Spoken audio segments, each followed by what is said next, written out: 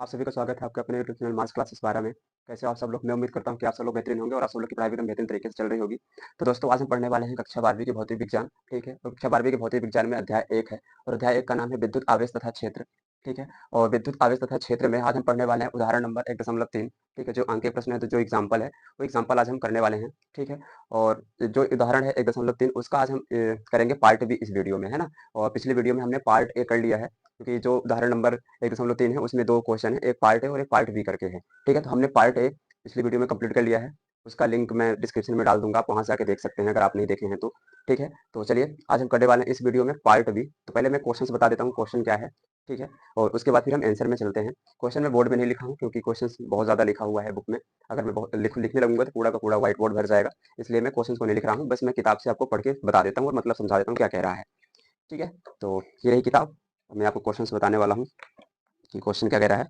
तो सुनिए, क्वेश्चन ये कह रहा है कि दो वैद्युत आवेशों के बीच स्थिर वैद्युत के लिए कूलाम नियम तथा दो स्थिर बिंदु द्रव्यमानों के बीच गुरुत्वाकर्षण बल के लिए न्यूटन का नियम, दोनों में ही बल आवेशों के और द्रव्यमानों के बीच की दूरी के क्या होता है, वर्ग के व्युत्क्रमानुपाती होता है। इसका मतलब ये कह रहा है कि जब आप कूलाम का बल के नियम से स्थिर विद्युत बल निकालते हैं और न्यूटन के नियम से गुरुत्वाकर्षण बल निकालते हैं, तो जो दोनों में है, कूलाम के नियम में जो आवेशों के बीच की दूरी है उसका वर्ग होता है, वर्ग का व्युत्क्रम होता है, ठीक है? और जो द्रव्यमान वाले में है, गुरुत्वाकर्षण वाले में, तो दोनों द्रव्यमानों के बीच की दूरी के क्या होता है, वर्ग के व्युत्क्रमानुपाती होता है लगने वाला बल, ठीक है?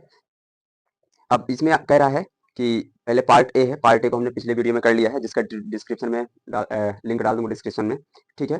तो अब देखिए, इसमें पार्ट ए कह रहा है कि इन दोनों बलों के मतलब स्थिर विद्युत बल और न्यूटन बल या गुरुत्वाकर्षण बल की परिमाण एग्जात करके इनकी प्रबलताओं की तुलना कीजिए। मतलब क्या करना है, हमें परिमाण एग्जात करना है, ठीक है? और क्या करना है, और उनकी तुलना करनी है। पार्ट ए में कह रहा है, अब ये कह रहा है पार्ट ए में पहला क्वेश्चन है, एक इलेक्ट्रॉन तथा एक प्रोटॉन के लिए, मतलब एक इलेक्ट्रॉन और एक प्रोटॉन कुछ दूरी पर रखे हुए हैं, तो उनके लिए क्या करना है, स्थिर विद्युत बल एग्जात करना है और क्या करना है, गुरुत्वाकर्षण बल निकालना है। इसके बाद उनका क्या करना है, अनुपातिक साथ कर लेना है, ठीक है? अब इसी में दूसरा प्रश्न है, सेकंड वाला, कि दो प्रोटॉनों के लिए, अभी पहले वाले में क्या करना है, एक पहले वाले प्रश्न में ये करना है एक इलेक्ट्रॉन और एक प्रोटॉन के लिए, और दूसरे वाले में क्या करना है, दो प्रोटॉनों के लिए, ठीक है? हमें क्या करना है, स्थिर विद्युत बल और कूलाम बल लगाना है, के नियम से बल ज्ञात करना है और निकालने के बाद हमें क्या करना है, उनका अनुपात निकाल लेना है। अब पार्ट बी में क्या कह रहा है, पार्ट बी में कह रहा है कि इलेक्ट्रॉन तथा प्रोटॉन में पारस्परिक आकर्षण के वैद्युत बल के कारण, ठीक है? इलेक्ट्रॉन और प्रोटॉन के मध्य, क्योंकि इलेक्ट्रॉन क्या होता है, नेगेटिव आवेश होता है इलेक्ट्रॉन पर, नेगेटिव चार्ज, प्रोटॉन पर पॉजिटिव चार्ज, ठीक है?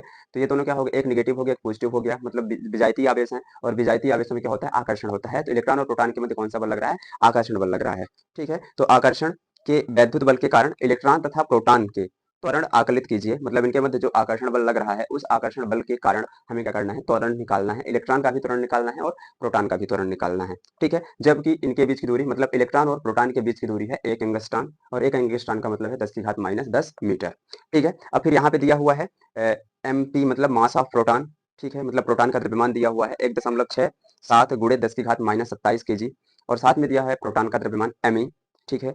और ये है 9.11 गुणे 10⁻31 kg। तो चलिए पार्ट ए हमने पिछली वीडियो में कर लिया है, जिसका लिंक मैं क्या करूंगा, इस वीडियो के डिस्क्रिप्शन में डाल दूंगा, ठीक है? तो आप वहां से देख सकते हैं। वो उदाहरण नंबर 1.3 का ए पार्ट, आज हम बी पार्ट करने वाले हैं, जिसमें क्या कह रहा है, एक इलेक्ट्रॉन इलेक्ट्रॉन और प्रोटॉन के मध्य लगने वाला आकर्षण बल के कारण इलेक्ट्रॉन और प्रोटॉन का हमें क्या निकालना है, इलेक्ट्रॉन और प्रोटॉन का हमें निकालना है त्वरण, ठीक है? तो इस वाले क्वेश्चन को हम करने वाले हैं बी वाले को। तो जो चीज कुछ हमें दिया हुआ है प्रश्न में, पहले उसको लिख लेते हैं कि दिया है कि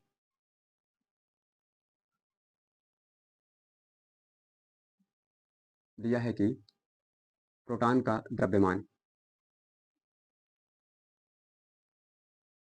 का द्रव्यमान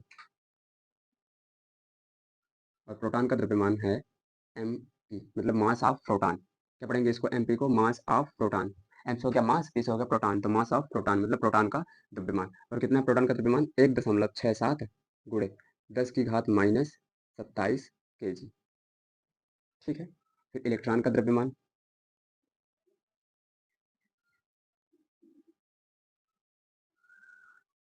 इलेक्ट्रॉन का द्रव्यमान, और इलेक्ट्रॉन का द्रव्यमान हो जाएगा एम ई, है ना?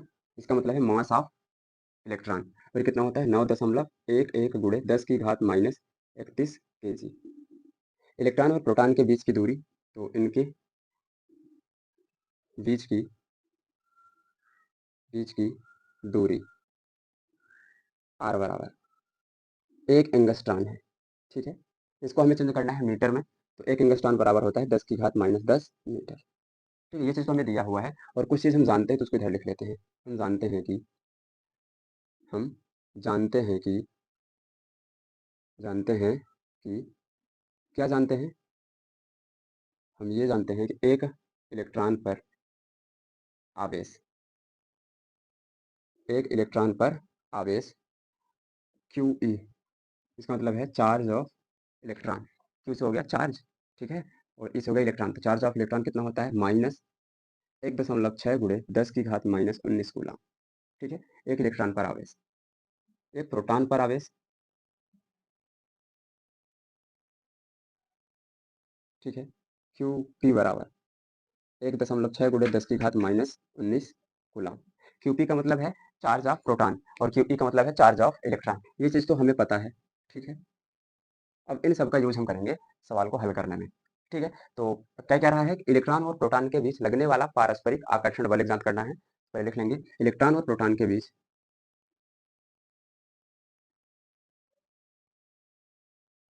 इलेक्ट्रॉन और प्रोटॉन के बीच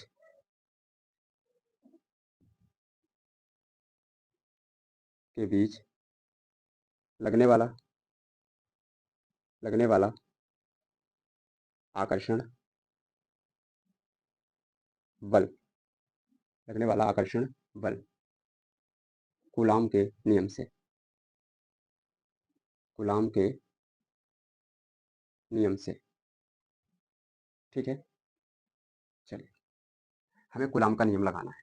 मान लेते हैं कि हमारे पास एक आवेश यहाँ पे है और ये आवेश है Q1 और एक आवेश यहाँ पे है Q2 और इन दोनों आवेशों के बीच की दूरी है R, ठीक है?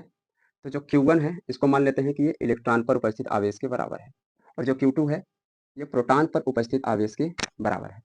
मतलब ये जो पॉइंट है, इस पॉइंट पर जो आवेश है वो इलेक्ट्रॉन के बराबर आवेश है। इस पॉइंट है ये जो पॉइंट है, इस पॉइंट पर प्रोटॉन के बराबर आवेश है, ठीक है? और ये दोनों एक दूसरे से r दूरी पर रखे हुए हैं। कूलॉम बल कहता क्या है कि यदि दो आवेश एक दूसरे से कुछ दूरी पर रखे हों, स्थिर आवेश, तो उनके मध्य लगने वाला आकर्षण या प्रतिकर्षण बल। आकर्षण और प्रतिकर्षण कहने का मतलब है कि जो अगर यहाँ पे समान आवेश मिलेंगे, अगर मान लीजिए कि इस बिंदु पर भी नेगेटिव आवेश होता, इस बिंदु पर भी नेगेटिव आवेश होता, तब इनके मध्य कौन सा बल लगता? प्रतिकर्षण बल लगता। अगर यहाँ पे पॉजिटिव होता, यहाँ पे पॉजिटिव होता, तो भी इनके मध्य प्रतिकर्षण बल लगता। लेकिन यहाँ पे क्या है? QE है, QE में कौन सा आवेश होता है? माइनस का आवेश होता है। QP है मतलब प्रोटॉन पर आवेश कौन सा होता है? धनात्मक आवेश होता है, ठीक है? हो गए एक दूसरे के विपरीत आवेश हो गए और जहाँ पर विपरीत आवेश होता है वहां पर आकर्षण बल कार्य करता है। कहने का मतलब है कि यदि कभी आपको पॉजिटिव और पॉजिटिव दिख जाए और नेगेटिव ही दिख जाए तो इनके मध्य लगता है प्रतिकर्षण बल। कैसा बल लगता है?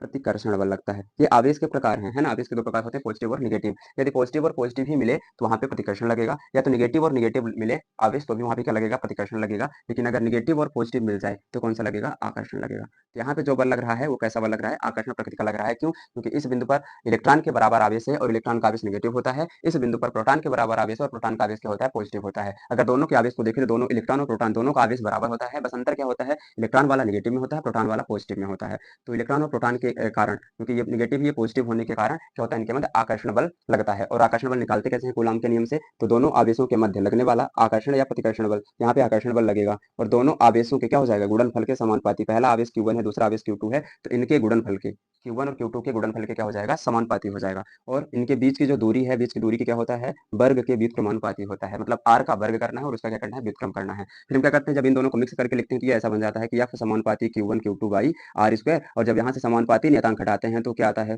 एक नियतांक आता है, सब समानुपाती हटाते हैं k, ठीक है? कप्पा, तो Q1 Q2 by r square. अब इस k की जगह पे हम लिख सकते हैं f बराबर, k बराबर होता है यहाँ पे 1/4 पाई एप्सिलॉन नॉट। इस k की जगह पे हम रख सकते हैं 1/4 pi epsilon not into Q1 Q2 by r square, ठीक है? अब 1/4 पाई एप्सिलॉन नॉट की अलग से एक वैल्यू होती है। 1/4 पाई एप्सिलॉन नॉट बराबर होता है 9 गुणे 10 की घात 9। अगर हम इसको यहाँ पे अप्लाई कर देते हैं तो ये ऐसा बन जाएगा 9 गुणे 10 की घात 9 Q1 Q2 by r square. यही कूलॉम का नियम है, ठीक है? यहाँ तक, ठीक है? कूलॉम का नियम है। बस इसी नियम का यूज करके हम क्या करेंगे? कूलॉम बल ज्ञात करेंगे। इलेक्ट्रॉन और प्रोटॉन के मध्य लगने वाला आकर्षण बल ज्ञात करेंगे, ठीक है? तो लगने वाला जो आकर्षण बल है, ठीक है, ये, और यहाँ पे नियतांक आ जाएगा 1/4 pi epsilon not into Q1 Q2 by r square. Clear है? चलिए अब बात करते हैं कि ये कितना होता है 1/4 पाई एप्सिलॉन नॉट, इसकी वैल्यू होती है 9 गुणे 10 की घात 9, ठीक है, गुणे Q1 क्या है, QE के बराबर आवेश है Q1 पर, और Q2 पर QP के बराबर आवेश है। QE मतलब इलेक्ट्रॉन के बराबर आवेश Q1 पर है, और Q2 पर प्रोटॉन के आवेश के बराबर आवेश है, ठीक है। अब इनके बीच की दूरी r, और r कितना है, तो अभी चलिए r को r ही रखे रहने देते हैं, अगले वाले में मान रख लेंगे, ठीक है। देखिए यहाँ पे क्या कर लेंगे, हम इसका मॉड निकाल लेंगे। चलिए आगे कर लेते हैं। देखिए यहाँ पे मॉड क्यों कर रहे हैं, 9 गुणे 10 की घात 9। यहाँ पे जो ये आवेश है, ये आवेश किसमें है, नेगेटिव है, लेकिन हमें यहाँ पे रखना क्या है, पॉजिटिव रखना है, ठीक है। तो ये नेगेटिव है, पॉजिटिव होने का हम इसका क्या कर लेंगे, मॉड कर लेंगे, और जब मॉड निकालेंगे तो क्या आ जाएगा, पॉजिटिव आ जाएगा, तो इसका मॉड कर देंगे। 1.6 गुणे 10 की घात -19, और क्यूपी कितना है, 1.6 गुणे 10 की घात -19 कूलम, बटे में आर कितना है, तो 10 की घात -10 और इस पूरे का होल स्क्वायर, ठीक है। 10 की घात -10 और इस पूरे का क्या कर देना है, होल स्क्वायर कर देना है। तो अब कितना आ जाएगा, एफ बराबर, इसको पहले सेम रखते हैं, 9 गुणे 10 की घात 9, ठीक है। यहाँ पे देखते हैं, ये लिखा हुआ है 1.6, फिर आगे देखें तो 1.6 फिर से है, और इनका आपस में क्या है, गुणा है। तो अगर हम पॉइंट को भूल जाए एक समय के लिए, तो क्या है 16 गुणे 16, इसका मतलब है हमें 16 का वर्ग कर लेना है, और 16 का वर्ग हो जाता है 256। या आप 16 में 16 का गुणा करेंगे तो भी कितना आएगा, 256 आएगा। अब देखिए यहाँ पे पॉइंट था, यहाँ भी पॉइंट था, पॉइंट के बाद कितने अंक मिल रहे हैं, एक और एक 2 अंक मिल रहे हैं, तो इधर से गिनेंगे और 2 अंक के बाद पॉइंट लगा देंगे, तो 1 2, यहाँ पे पॉइंट आ जाएगा, दशमलव आ जाएगा, क्या बना 2.56 गुणे, ये कितना है 10 की घात -19 है, ये कितना है 10 की घात -19 है। और जब आधार समान रहती हैं तो घातें जुड़ जाती हैं, अगर घातों का चिन्ह समान है तो जुड़ेगा, और घातों का चिन्ह विपरीत है तो घट जाएगा, ये भी याद रखना है। तो यहाँ पे आधार समान है, घातों का चिन्ह भी समान है, देखिए ये भी माइनस है तो ये भी माइनस है, तो जुड़ जाएगा। ये 19 है, ये भी 19 है, तो 19 में 19 जुड़ेगा तो कितना हो जाएगा, 38, ठीक है, -38, चिन्ह तो माइनस का ही रहेगा क्योंकि दोनों माइनस में है, ठीक है। यहाँ पे हमने ये फार्मूला लगाया है कि यदि a की पावर m हो गुणे b की a की पावर m हो गुणे और a की पावर n हो, तो ये ऐसा बन जाता है a की पावर m प्लस n बन जाता है। अब अगर हर में देखें तो हर में ऐसा लिखा है a की पावर m और इस गुणे की होल पावर n, तो क्या हो जाता है a की पावर m गुणे n हो जाता है, मतलब घात में घात का क्या हो जाता है, गुणा हो जाता है। जब घात में घात का गुणा होगा तो 10 गुना कितना हो जाएगा, 20, ठीक है। तो 10 की घात -20 हो जाएगा। यहाँ पे हमने दो फार्मूला लगाया, एक फार्मूला लगाया a की पावर m गुणे a की पावर n बराबर a की पावर m प्लस n, पहला तो सूत्र ये लग गया। दूसरा ये आया कि a की पावर m और इस पूरे की होल पावर n हो, तो इसको हम लिख सकते हैं a की पावर m गुणे n, ऐसा लिख सकते हैं, ठीक है। इन दोनों फार्मूलों को हमने यहाँ पे क्या कर लिया, यूज कर लिया। चलिए अब आगे करता हूँ।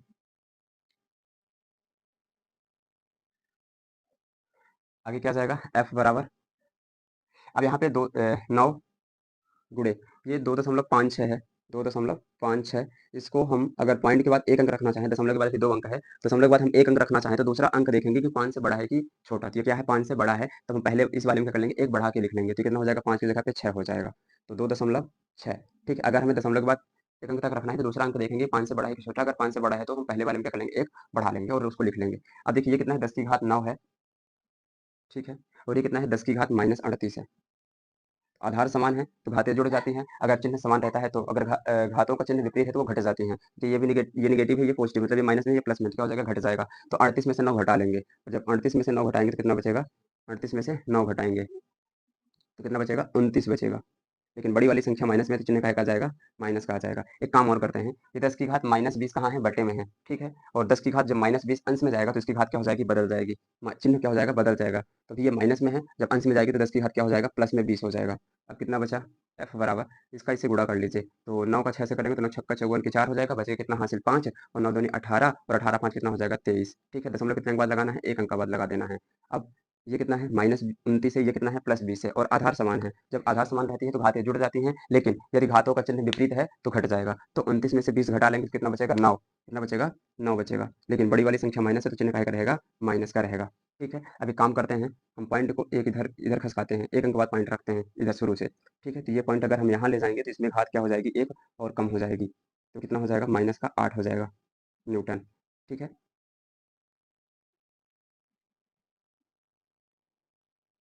देखिए, इसको हम ऐसा भी कर सकते हैं, जैसे मान लीजिए कितना है, 23.4 है, गुणे 10 की घात -9 है। हमें पॉइंट यहाँ ले जाना है, हम क्या करें, अंश और हर में 10-10 का गुणा कर दें। जब अंश और हर में हम 10-10 का गुणा करेंगे तो ये ऐसा बन जाएगा, देखिएगा, इस 10 से ये क्या हो जाएगा, एक कम हो जाएगा, क्योंकि इसकी घात कितनी है, 1 है, और इसकी घात कितनी है, माइनस में 9 है। जब आधार समान रहेगा तो घातें क्या हो जाएंगी, घट जाएंगी। तो 9 में से एक घटेगा, जब आधार समान हो और घातों का चिन्ह विपरीत हो तो क्या हो जाएगा, घट जाएगा। तो 9 में से जब एक घट जाएगा तो कितना बचेगा, 8, तो 10 की घात -8 बचेगा, और यहाँ पे बचा 23.4 बटे 10, इस वाले 10 को तो इससे हमने क्या कर दिया, गुणा कर दिया, तो यहाँ पे कितना बचा, 10 की घात -8 बचा। अब इस 10 से जब इसको हम भाग दे देंगे, जब भाग देंगे तो 2.34 गुणे 10 की घात -8 बचेगा। तो ये चीज़ यहाँ पे लिखा हुआ है। ठीक है, तो इलेक्ट्रॉन और प्रोटॉन के मध्य जो लगने वाला आकर्षण बल है वो कितना है, तो 2.34 गुणे 10 की घात -8 न्यूटन है। ठीक है, ये लगने वाला आकर्षण बल है किसके किसके बीच, इलेक्ट्रॉन और प्रोटॉन के बीच। ठीक है, अभी हमें क्या करना है, अभी हमें करना है इलेक्ट्रॉन जो ये आकर्षण बल लग रहा है, इस आकर्षण बल के कारण जो इलेक्ट्रॉन पर त्वरण है और जो प्रोटॉन पर त्वरण उत्पन्न हुआ है वो चीज हमें निकालना है। तो चलिए इसका स्क्रीनशॉट ले लीजिए, फिर उसको आगे करते हैं। ठीक है, उम्मीद करता हूँ कि आपने स्क्रीनशॉट ले लिया होगा।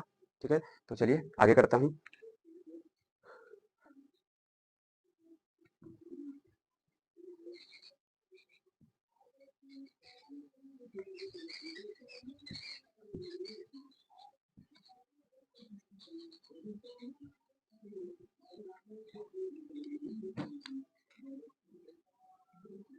ठीक है, आप लिखेंगे अब लगने वाले वाले आकर्षण आकर्षण बल के के कारण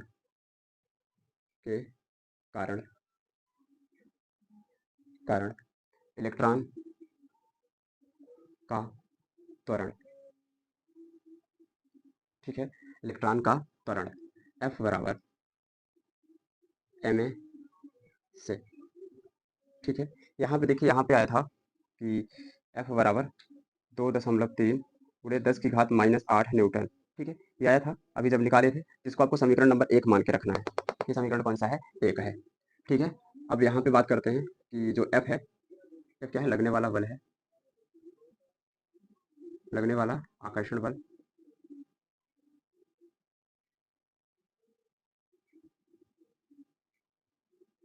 m क्या है, इलेक्ट्रॉन का द्रव्यमान, और ये क्या है, इलेक्ट्रॉन का त्वरण। ठीक है, और इसको मान लेंगे समीकरण नंबर 2।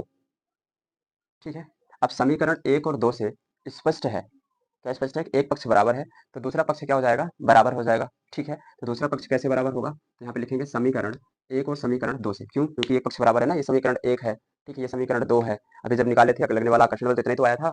ठीक है, तो ये क्या हो गया, समीकरण 1, और ये क्या हो गया, समीकरण नंबर 2 हो गया। ठीक है, जो लगने वाला बल था उसको आप सबको समीकरण नंबर 1 मान लेना है। तो समीकरण 1 और 2 से क्या दिख रहा है, एक पक्ष बराबर है तो दूसरा पक्ष भी क्या हो जाएगा, बराबर हो जाएगा। तो यहाँ पे लिखेंगे समीकरण 1 और समीकरण 2 से। ठीक है, एक पक्ष बराबर है तो दूसरा पक्ष भी क्या हो जाएगा, बराबर हो जाएगा। मतलब एम ए बराबर कितना हो जाएगा, 2.3 गुणे 10 की घात -8 न्यूटन। हमें ए निकालना है, त्वरण निकालना है, तो एम को पक्षांतर करेंगे तो 2.3 गुणे 10 की घात -8 बटे न्यूटन, 2.8 न्यूटन हो गया, ये बल आ गया। एम इधर गुणे में इधर आएगा तो बटे में चला जाएगा, ये एम हो गया। और एम क्या है, इलेक्ट्रॉन का द्रव्यमान है, और इलेक्ट्रॉन का द्रव्यमान कितना होता है, यहाँ पे लिख लेते हैं। इलेक्ट्रॉन का द्रव्यमान है ना, और इलेक्ट्रॉन का द्रव्यमान होता है 9 दशमलव, देखो 9.11 लिखा हुआ है, गुणे 10 की घात -31 लिखा है। हम दशमलव के बाद केवल एक अंक तक रखें तो दूसरा अंक हम देखेंगे कि 5 से बड़ा है कि छोटा, तो ये 5 से क्या है, छोटा है, इसको हम सेम उतार लेंगे बस। तो इसको लिख लेंगे 9.1 गुणे 10 की घात -31 kg। ठीक है, अब इसको और सरल करते हैं तो ये हो जाएगा ए बराबर, दशमलव के बाद एक अंक है, यहाँ भी दशमलव के बाद एक अंक है, तो इसको लिख लेंगे 23 गुणे 10 की घात -8 गुणे 10 की घात -31 यहाँ पे है, और अंश में जाएगा तो घात क्या हो जाएगी, बदल जाएगा, घात का चिन्ह क्या हो जाएगा, बदल जाएगा। तो माइनस में तो प्लस में हो जाएगा, न्यूटन है तो न्यूटन ही रहेगा, और बटे में क्या बचा, 9.1 था, यहाँ से पॉइंट हटा तो यहाँ से भी पॉइंट हट जाएगा, कितना बचेगा, 91 kg। ठीक है, देखिए ऐसे दशमलव 2.3 है और 9.1 है, तो दशमलव के बाद एक अंक अंश में भी है, दशमलव के बाद एक अंक हर में भी है, तो पॉइंट क्या हो जाएगा, हट जाएगा। जब पॉइंट हटा देंगे क्योंकि दोनों में सेम अंक है पॉइंट के बाद, तो हम दशमलव हटा सकते हैं, कितना बचेगा, 23/91। या ऐसा भी कह सकते हैं कि यहाँ पे दशमलव, यहाँ भी दशमलव, तो हमने अंश और हर में 10 का गुणा कर दिया तो भी ये क्या हो गया, पॉइंट हट गया, तो आप ऐसा भी कह सकते हैं। ठीक है, तो अगर पॉइंट के बाद सेम अंक दिख रहे हो अंश और हर में, तो हम क्या कर देते हैं, सीधा सीधा पॉइंट को हटा देते हैं। अब यहाँ पे देखिए क्या मिलेगा हमें, इसको मैं हटा देता हूँ। ठीक है, आपको याद रखना है, तो ए बराबर कितना आ जाएगा, तो ए बराबर मिलेगा, अब यहाँ से 91 से 23 को भाग देना है।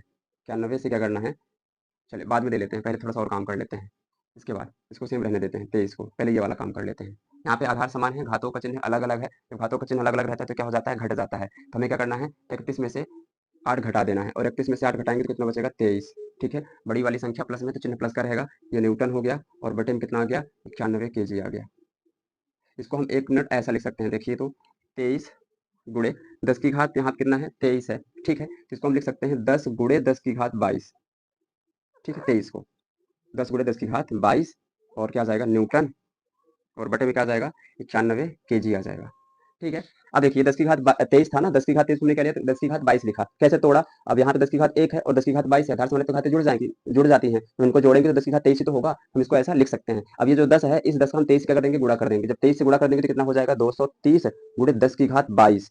ठीक है। और अगर न्यूटन का मात्रक रखें, जैसे ये न्यूटन किसका मात्रक है, बल का मात्रक है, तो ये वैज्ञानिक के नाम पे है, अगर हम मूल मात्रक रखें तो मूल मात्रक ये बन जाएगा न्यूटन का, केजी मीटर सेकंड इनवर्स 2 बटे में कितना है 91 केजी है।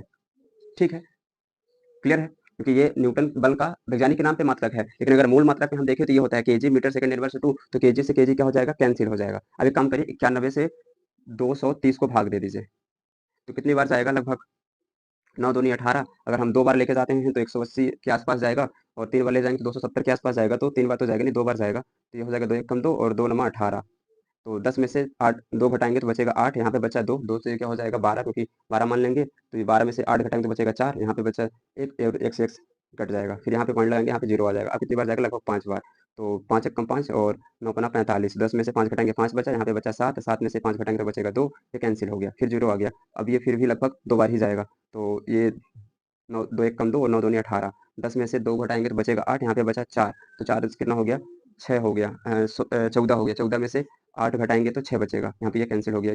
अब फिर से वही करेंगे तो आगे बढ़ता जाएगा, लेकिन हम क्या कर रहे हैं, पॉइंट के बाद 2 अंक तक हमें मिल गया, तो पॉइंट के बाद 2 अंक ना लिख के हमें पॉइंट के बाद एक ही अंक तक लिखना है, तो एक अंक तक अगर हम लिखना चाहते हैं तो दूसरा अंक देखेंगे कि 5 से बड़ा है कि छोटा, यहाँ पे हम देख रहे हैं कि क्या है 5 से छोटा है, जब 5 से छोटा है तो इसको हम सेम उतार लेंगे, अगर ये 5 से बड़ा होता तो हम इसको क्या करना पड़ता है, एक बढ़ाना पड़ता, अभी हम क्या करेंगे सेम उतार लेंगे, तो हमने क्या किया, इसको 91 से 230 को भाग दिया, और 230 को भाग देने पर हमें क्या मिला, 2.5 गुणे 10 की घात 22, ठीक है, मीटर सेकंड इनवर्स 2, ये चीज हमें मिला। ठीक है, तो ये क्या है, त्वरण है, किसका, इलेक्ट्रॉन का त्वरण है, ये किसका त्वरण है, इलेक्ट्रॉन का त्वरण है, इस इतना इलेक्ट्रॉन पर त्वरण उत्पन्न हुआ है। ठीक है, अभी तो हमने इलेक्ट्रॉन के लिए निकाल लिया, अब हमें क्या करना है, प्रोटॉन के लिए निकालना है। ठीक है, तो इतना स्क्रीनशॉट ले लीजिए, फिर आगे बढ़ते हैं, फिर आगे करते हैं। उम्मीद करता हूँ कि ये चीज़ें आपको समझ में आ रही होंगी, और मैं एकदम बेसिक्स जितना हो सकता है वहाँ से लेके चल रहा हूँ। ठीक है, एकदम एक-एक चीज़ को क्लियर करते हुए चल रहा हूँ, ताकि कोई भी आपको दिक्कत ना हो, कहीं भी परेशानी ना हो। ठीक है, उम्मीद करता हूँ कि समझ में आया होगा और आपने स्क्रीनशॉट ले लिया होगा। ठीक है, तो चलिए आगे करते हैं इसका। अब हम क्या करेंगे, अब हम करेंगे कि जो प्रोटॉन पर त्वरण उत्पन्न हो रहा है वो कितना है ना? इलेक्ट्रॉन पर तो हमें इतना मिल गया। देखिए, पहले तो हमने आकर्षण बल निकाला, इनके मध्य इलेक्ट्रॉन और प्रोटॉन के मध्य लगने वाला आकर्षण बल निकाला। वो बल कितना आया था, 2.3 गुणे 10 की घात -8 आया था। ठीक है, न्यूटन। फिर हमने क्या किया, त्वरण निकाला, और किस पर त्वरण निकाला, इलेक्ट्रॉन पर त्वरण निकाला, और वो कितना आया, 2.5 गुणे 10 की घात 22 मीटर सेकंड इनवर्स 2। अभी हमें क्या निकालना है, प्रोटॉन का त्वरण। ठीक है, अब हम प्रोटॉन का त्वरण निकालेंगे, ये दो चीज तो हम निकाल चुके हैं अभी। ठीक है, पहले इसको निकाले, अब इसको निकाले, अब इसको निकालना है। चलिए इसकी बात करते हैं। ये पहचान के लिए है कि ए मतलब त्वरण हो गया, ई मतलब इलेक्ट्रॉन का त्वरण हो गया। अब हम इसको ऐसे लिख लेंगे, मैं कुछ ही चीज को हटाऊंगा, सारी चीजों को नहीं हटाऊंगा। जैसे अब लगने वाला आकर्षण बल के कारण यहाँ पे इलेक्ट्रॉन का त्वरण भी निकाले हैं, किसका निकालना है, प्रोटॉन का, तो यहाँ पे लेंगे प्रोटॉन का त्वरण। तब यहाँ पे ये एफ क्या हो जाएगा, लगने वाला आकर्षण बल हो जाएगा, और एम किसका द्रव्यमान हो जाएगा, प्रोटॉन का द्रव्यमान हो जाएगा। और यहाँ पे जैसे ये है, एक किसका त्वरण था, इलेक्ट्रॉन का था, तो अब किसका हो जाएगा, प्रोटॉन का त्वरण हो जाएगा। ठीक है, अब फिर से लिखेंगे समीकरण 1 और समीकरण 2 से, तो समीकरण 1 और समीकरण 2 से। ठीक है, ये मान जो आया था, इस मान को ही तो हमने समीकरण 1 माना था। ठीक है, तो समीकरण 1 और समीकरण 2 से एक काम करते हैं, इसको समीकरण 3 बना लेते हैं अब के लिए, है ना?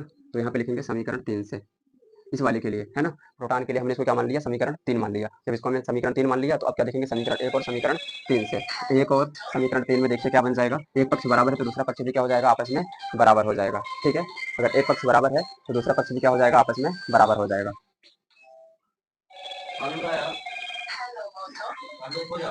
ठीक है, तो समीकरण 1 और समीकरण 2 को हमें देखना है, तो समीकरण 1 और समीकरण 3 के एक पक्ष क्या है, बराबर है, तो दूसरा पक्ष भी क्या हो जाएगा, बराबर हो जाएगा। तो यहाँ पे क्या आ जाएगा, एम ए बराबर। ठीक है, और यहाँ पे बल कितना आया था, कितना आया था, तो 2.3 गुणे 10 की घात -8 न्यूटन।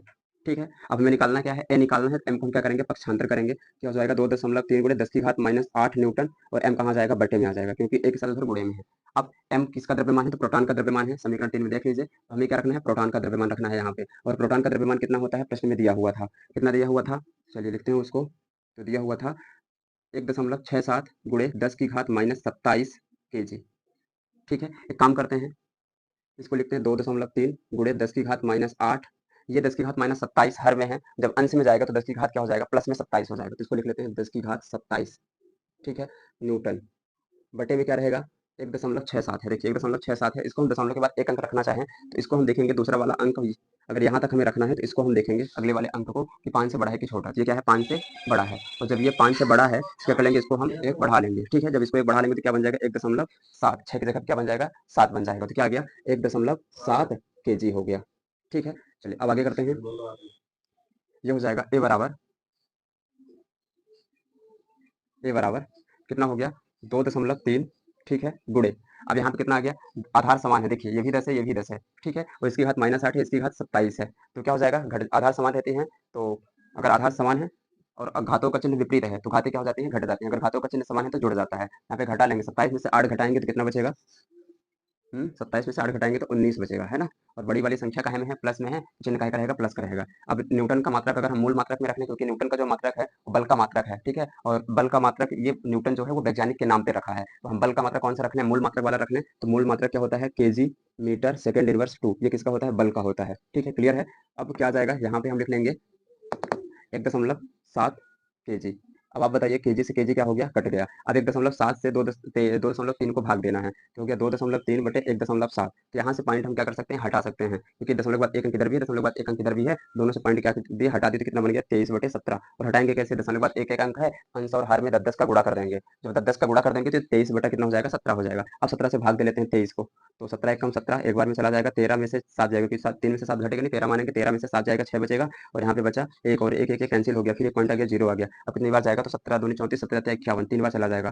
ठीक है, और जब घटाएंगे तो कितना बचेगा, 9, और एक 0 आ जाएगा, तो 17 पचे 85, है ना, तो 5 बार चला जाएगा, और 90 में से 85 घटाएंगे तो बचेगा 5। बस हम यहाँ तक रख लेते हैं ना, दशमलव के बाद 2 अंक तक। और जब 2 अंक तक रख रहे हैं तो देख रहे हैं कि अगर दशमलव के बाद 2 अंक तक हमने भाग कर लिया, अगर हमें दशमलव के बाद 1 अंक तक रखना हो, यहाँ तक रखना है, तो दूसरा वाला अंक देखेंगे 5 से बड़ा है कि छोटा। ये क्या है, 5 है, तो 5 रहता है तो भी इस वाले में कोई परिवर्तन नहीं होता है। ठीक है, तो ये कितना हो जाएगा, 1.3। तो कितना आ गया, 1.3।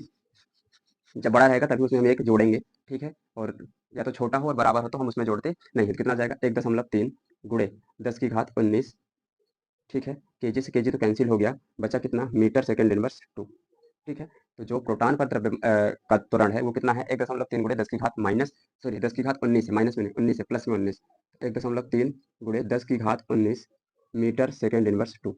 ठीक है, हमने सब कुछ फाइंड कर लिया, हमने बल निकाल लिया, आकर्षण बल। ठीक है, इलेक्ट्रॉन का त्वरण निकाल लिया और प्रोटॉन का भी त्वरण निकाल लिया। ठीक है, बस पार्ट बी में हमें यही करना था। क्या करना था, पहला काम कि इलेक्ट्रॉन और प्रोटॉन के मध्य लगने वाला आकर्षण बल निकालना था, और जब तक हम आकर्षण बल नहीं निकाल पाते तब तक हम इलेक्ट्रॉन और प्रोटॉन का त्वरण नहीं निकाल सकते थे। ठीक है, तो हमने क्या किया, पहले तो हमने क्या निकाला, बल निकाला, इलेक्ट्रॉन और प्रोटॉन के मध्य लगने वाला आकर्षण बल निकाला, और जब आकर्षण बल निकाल लिए तो आकर्षण बल के बाद हमने क्या किया, इलेक्ट्रॉन का त्वरण निकाला, और जब इलेक्ट्रॉन का त्वरण आ गया तो उसके बाद हमने क्या किया, एक प्रोटॉन का त्वरण निकाला। ठीक है, तो लगने वाला जो आकर्षण बल था वो बल कितना आया था, 2.3 गुणे 10 की घात माइनस 8 न्यूटन आया था, और जो इलेक्ट्रॉन का त्वरण आया था वो कितना आया था, 2.5 गुणे 10 की घात 22 मीटर सेकंड इनवर्स 2 आया था, और जो प्रोटॉन का त्वरण आया वो कितना आया, 1.3 गुणे 10 की घात 19 मीटर सेकंड इनवर्स 2 आया। ठीक है, और मैंने एकदम बेहतरीन तरीके से समझाने का प्रयास किया है, एक एक छोटी छोटी चीज को समझाने का प्रयास किया है। ठीक है, यदि वीडियो अच्छा लगा हो तो लाइक करिएगा और कमेंट करिएगा, कमेंट में बताइएगा कि वीडियो कैसा लगा।